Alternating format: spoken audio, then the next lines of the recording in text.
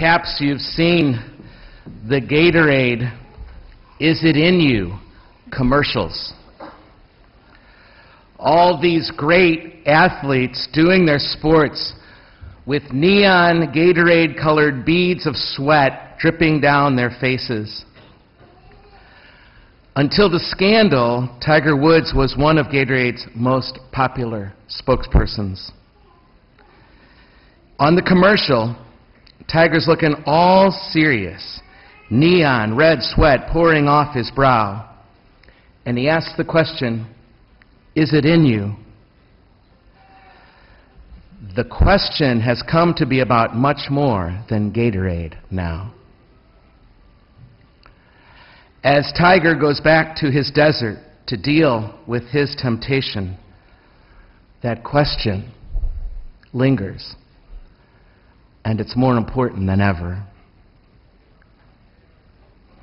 Is it in you? I think the honest answer is yes. Yes, it is. Not that I have done really what Tiger did. No affairs so far. No cheating on my wife, never. I definitely haven't won a wheelbarrow full of golf titles.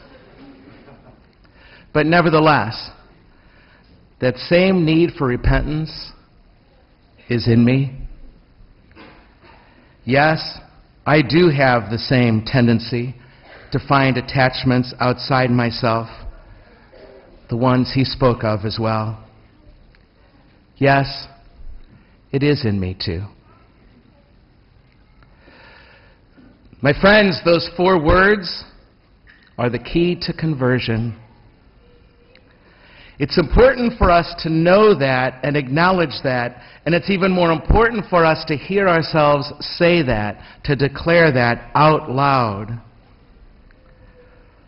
And so after each reflection about what Tiger Woods came to admit Thursday morning,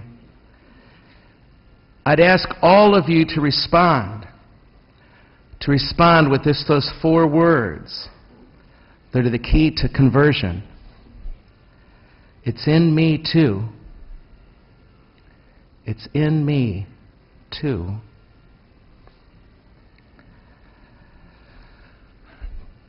Tiger Woods gave in to lust. He gave in to his attachments to immediate pleasures. Is that in you? It's in me too. Tiger gave in to thinking that the rules applied to everyone else. They didn't really apply to him. He was somehow above the law. He was special. He had worked so hard and done so much, and so he gave himself these special permissions, you see, that others don't have. He made himself the exception. Is that in you? In me. He said Thursday morning that because he was wealthy, so wealthy, and powerful, so powerful, all that made it so much easier to get anything he wanted. Is it in you to be even more likely to give in to temptation because of your amazing minds and your amazing positions in this world and the titles you have, whether they're mom or dad or CEO or whomever, or because you travel so much, or because you're lonely, or simply because you can? Is that in you too, to have so much at your disposal that you're even more tempted than many?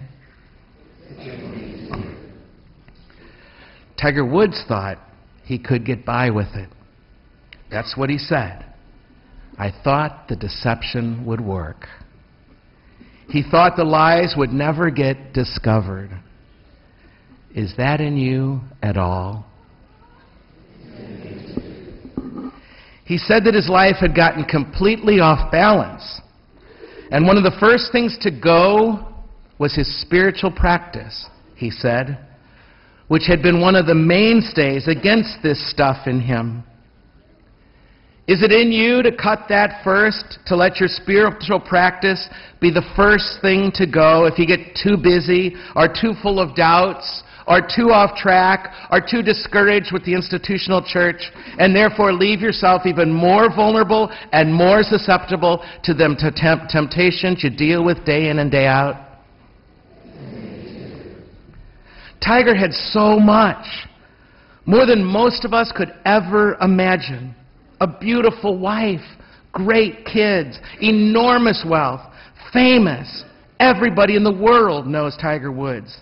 And yet all of that was not enough for him. He wanted more. Is it in you to want more than you already have?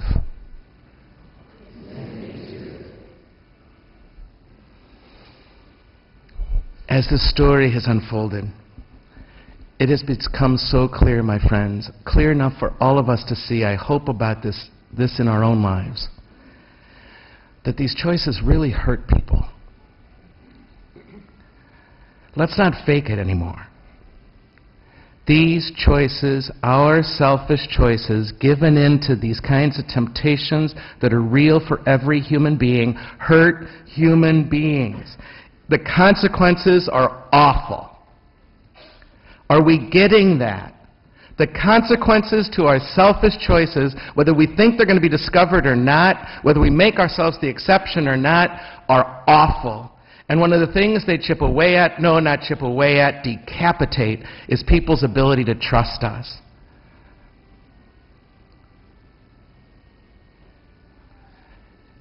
If we let this story in,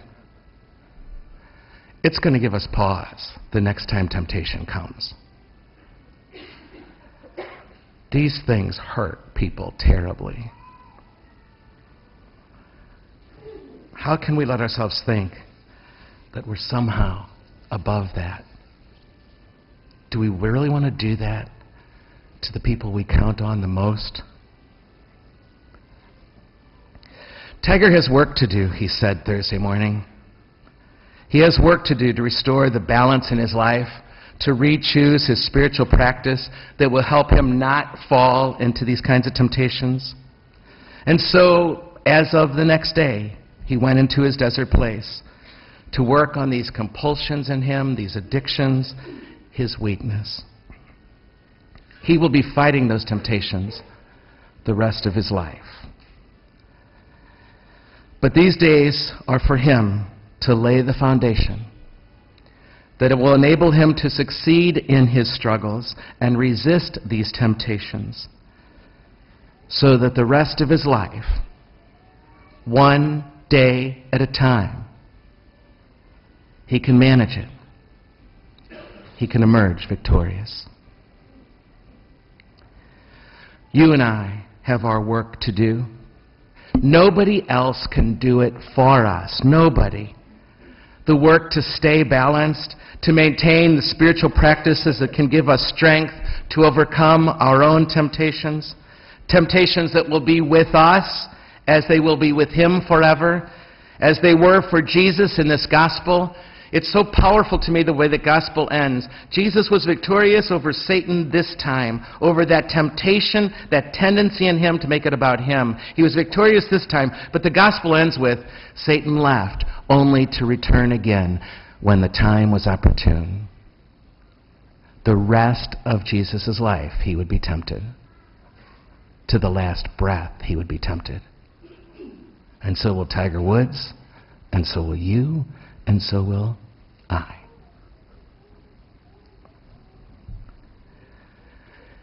In our strengths, my friends, we are unique.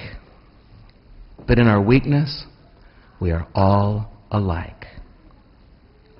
While your strengths may be different from mine, your weaknesses, your temptations, are my weaknesses and my temptations.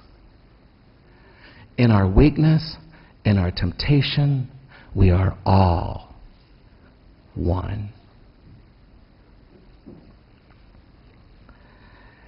In that desert place, we can feel so alone in fighting our own battles but we're all there. The desert is full of people fighting for their lives right alongside of us. Like Tiger Woods, now away at his treatment center. Like Jesus in his desert. Like you and me at the beginning of these 40 days and 40 nights. And the key to this conversion, this Lent, I believe, comes down to just simply those 4 words that we can all say all the time. It's in me. That is in me too.